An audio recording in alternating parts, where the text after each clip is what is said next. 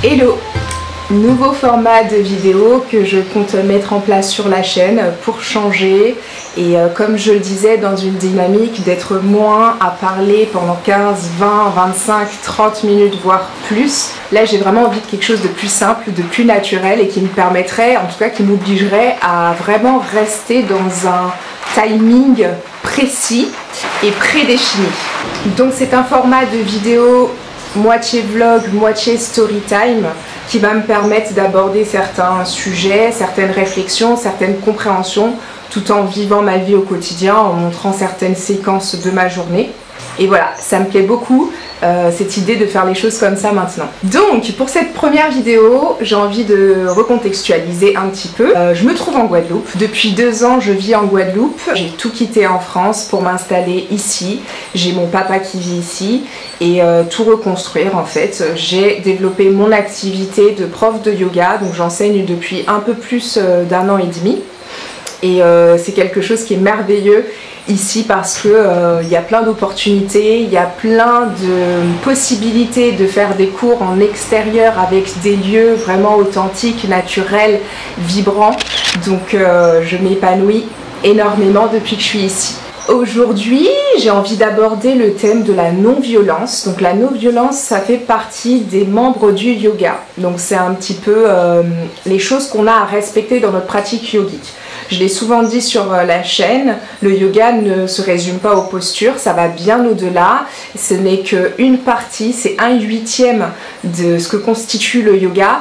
Donc tout le reste est aussi très important et notamment l'aspect psychologique, mental, les émotions, la façon d'être, la façon de vivre les choses, tout ça, ça fait partie du yoga. Donc la non-violence, c'est quelque chose qui peut s'apparenter à un évitement de violenter quelqu'un, que ce soit verbalement, physiquement.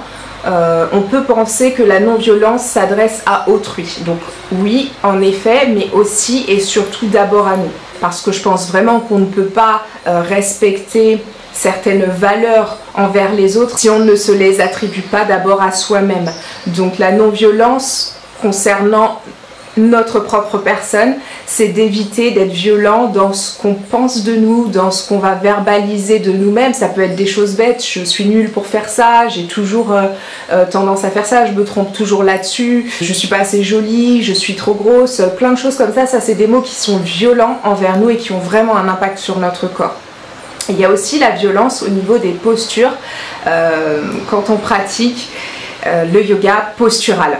Et j'ai envie de vous en parler aujourd'hui parce que j'ai fait l'expérience de la violence envers moi-même. Voilà, j'ai été violente envers moi il y a 1 semaine maintenant et j'en souffre toujours. Donc j'ai voulu forcer une posture, c'est une posture que je maîtrise depuis pas mal d'années et là j'ai voulu aller un petit peu plus loin dans la posture, donc j'ai pas ressenti de douleur mais il y a eu un claquement. J'ai pas ressenti de douleur quand j'étais dans la posture, mais à un moment donné j'ai senti et entendu un claquement, un claquement mais suivi d'un crrrr, vraiment comme si quelque chose était en train de s'arracher ou de se déchirer. C'était assez traumatisant et j'ai eu une forte douleur, donc c'est au niveau du haut de la cuisse. Je pouvais pas marcher toute la journée, voilà, bref, je suis en train de me remettre, de prendre le temps de reposer le corps et d'aller en douceur. Cette tendance que j'ai à la violence envers mon corps, donc c'est vraiment, c'est presque marrant comme histoire, comme anecdote, parce que c'est vraiment un point sur lequel je me focalise beaucoup avec les personnes qui pratiquent avec moi lors de mes cours, c'est de ne pas forcer dans les postures. Il y a beaucoup de gens qui manquent de souplesse, qui manquent de flexibilité et donc on réadapte toujours toutes les postures. En yoga, il y a toujours des variations qui permettent de mettre chaque personne à l'aise dans la posture, donc j'insiste vraiment là-dessus et pourtant envers moi-même, je ne l'ai pas cette fois-là correctement appliqué. Et j'ai pu un petit peu identifier à quoi c'était dû, notamment au fait que enfant je pratiquais la gymnastique et à l'époque, je pense pas que ce soit encore comme ça aujourd'hui, j'espère pas, mais à l'époque quand on faisait des compétitions, on était préparés, on s'entraînait et les profs nous forçait en fait les postures, elle forçait les écarts, elle forçait notre souplesse pour que ça aille plus vite en fait. Et j'ai été habituée en fait à ça, j'ai été habituée à la douleur, ce qui fait que c'est vrai, je me suis rendu compte depuis cette blessure qu'il y a beaucoup de postures en fait où je sens que c'est douloureux. Mais étant donné que je fais de vrais exercices de respiration, le fait de respirer, ça vient oxygéner les muscles, donc ça détend un peu l'histoire, mais ça reste quand même douloureux et j'arrive à m'adapter à la douleur. J'ai une capacité de souffrance, je sais pas si il faut dire comme ça, mais qui est assez élevée et très violente et mauvaise en fait pour moi. Donc cette blessure m'est vraiment salutaire, c'est pas agréable, c'est embêtant. Ça m'handicape parce que c'est mon activité principale et voilà, je comprends vraiment la mesure de ce point-là, la non-violence, et ça me permet d'autant plus de réadapter comment je pratique pour moi-même et ça me permet d'évoluer et d'être encore plus efficace dans l'adaptation des postures, des séances quand j'enseigne avec les personnes. Voilà pour le petit point blessure. Je pense que dans les prochaines vidéos j'en parlerai parce que ça fait vraiment partie de mon quotidien. Je dois tout adapter, mes mouvements, la façon de dormir aussi. Voilà, donc il y aura des petites updates là-dessus. Sinon, aujourd'hui, donc comment va se dérouler la journée? Il est pratiquement midi, j'ai eu un cours ce matin. Je fais aussi des cours de yoga dans une salle de sport. Donc généralement quand c'est comme ça, je rentre et je vais manger. Quand j'ai cours au club le matin, je mange plus tôt que les autres jours. Au quotidien, je pratique le jeûne intermittent, j'en parlerai aussi peut-être dans une vidéo. Donc je jeûne de 20h le soir jusqu'à 14h le lendemain. Donc ce qui fait que mon premier repas de la journée c'est à 14h. Là je vais le manger plutôt vers midi parce que j'ai fait des activités assez physiques et juste j'ai envie de manger quoi. La journée va s'articuler un petit peu comme ça. Et si en Guadeloupe ces derniers jours on était en vigilance jaune, c'était pas ouf. En Martinique c'était vigilance orange, mais il n'y a pas eu beaucoup de dégâts, il n'y a pas eu vraiment d'inondations, des choses comme ça. On a déjà connu pire, mais quand même il y a des moments où il pleut. Demain c'est dimanche et j'ai prévu un cours de yoga dans le nord de la Grande Terre. Et voilà, c'est un cours collectif dans un lieu qui est super avec une découverte dans les bois et tout ça. Donc j'espère qu'on aura du beau temps et je pense filmer quelques séquences pour rajouter à cette vidéo. Et donc aussi quand il pleut et quand il y a un peu de vent et que c'est la saison de fruits comme la mangue, et les mangues tombent des arbres. Donc c'est un bon moment pour aller récolter des mangues et je pense aller faire ça peut-être en fin de journée parce que là j'ai l'impression qu'il va pleuvoir encore un petit peu et je voudrais aller prendre des mangues déjà pour moi et pour aussi les ramener demain au cours. Ça fera plaisir aux participants. J'apporte toujours une petite touche gourmande, une petite touche voilà, où on découvre des nouvelles saveurs avec des tisanes, des jus, du bissap, voilà, des choses comme ça. Donc j'aimerais bien amener des mangues parce que c'est la saison et tout le monde n'a pas accès à des mangues voilà, chez lui ou autour de lui. Maintenant que le contexte est posé, la journée peut démarrer. C'est parti!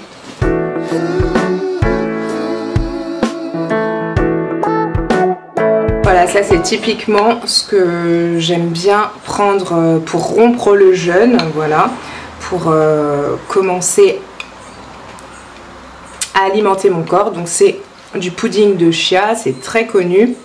J'en ferai une recette si jamais ça peut intéresser, mais ce sera sur la chaîne, certainement sur la chaîne cuisine. Et donc je fais ça avec du lait végétal d'avoine, du lait de coco, je mets un petit peu de vanille, pas beaucoup de sucre et j'aime bien mettre des bananes aussi par-dessus. On peut mettre aussi des fruits rouges, de l'ananas, de la mangue, c'est très très bon. Donc ça fait une grosse quantité. Après ça je suis calée et disons vers 15-16 heures là je vais me prendre un goûter gourmand pour ensuite manger un vrai repas vers 18-19 heures.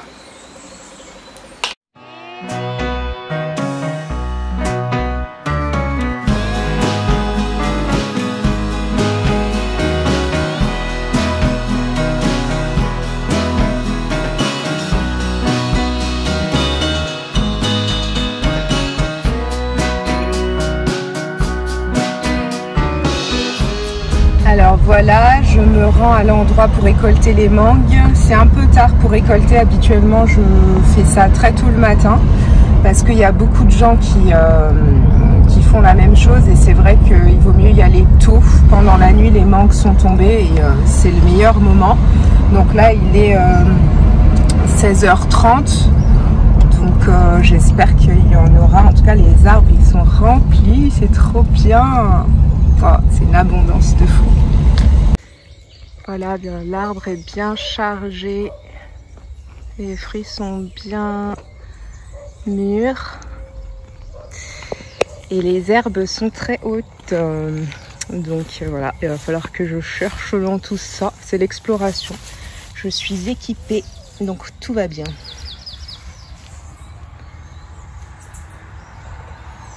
Je pense que je vais en trouver assez facilement. J'ai l'impression que personne n'est venu récolter parce qu'il y a plein de petits tas. Voilà, un peu partout. Donc je vais aller explorer. Il y a plusieurs pieds. Il y en a un aussi là-bas, là, bien chargé.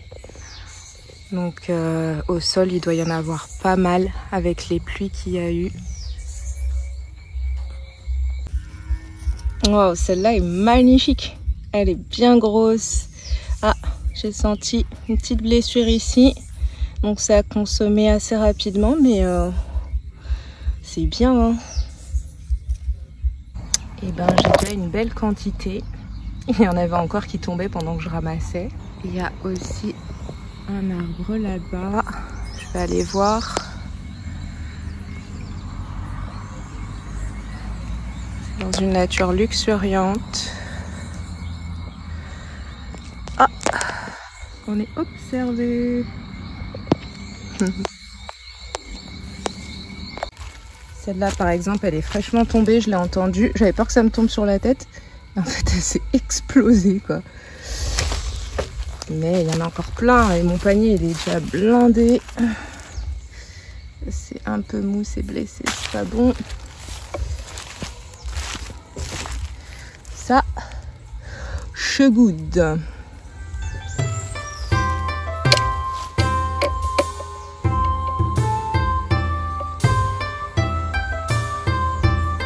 J'avoue que j'ai moins tendance à manger des mangues comme je faisais au début quand je suis arrivée en Guadeloupe parce que c'est un peu exceptionnel, on n'a pas l'habitude de ça en France. Les mangues qu'on trouve, elles sont très peu savoureuses, très peu qualitatives. Mais ici, dès que la saison arrive, tout le monde est très content, c'est les réjouissances, donc je ne déroge pas à la règle. Il faut faire honneur à la nature, récolter les mangues et en profiter parce qu'elles sont délicieuses. Surtout qu'il y a plusieurs tournées, les arbres ne produisent pas les fruits au même moment. Par exemple, à la maison, j'ai accès à différents types de mangues, différentes variétés, mais elles ne sont pas encore mûres. Hein. Donc c'est pour ça que je me suis déplacée aujourd'hui pour aller en récolter à côté de la maison. Wow, celle-là, je la sens bien là. Je la sens bien, je la sens bien, je la sens bien.